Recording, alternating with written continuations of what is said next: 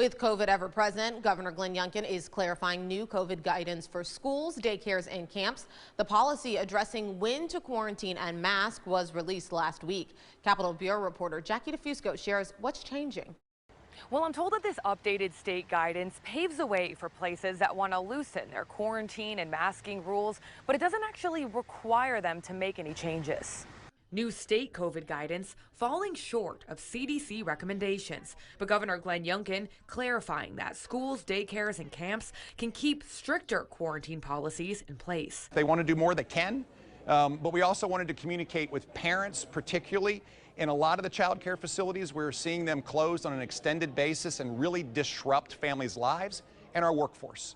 And so we think this is a common sense, safe way to move forward. The updated state guidance says, regardless of vaccination status, those who are exposed to COVID do not have to quarantine as long as they don't show any symptoms. By contrast, the CDC tells those who are not fully vaccinated to quarantine for at least 5 days in that situation.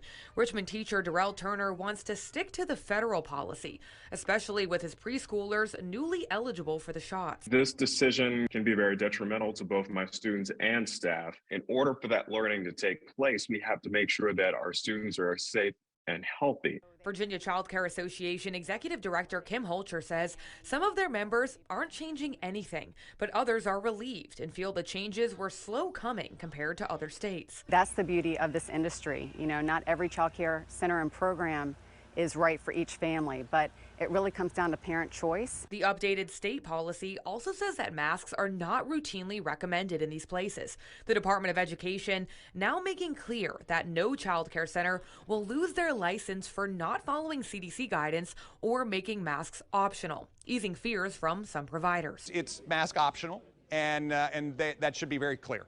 But State Senator Siobhan Donovan tells me that some private daycares may continue to require masks, and this updated state guidance does not do anything to stand in the way of that. She says a law that she led, which made face coverings optional at public schools, doesn't apply to those centers.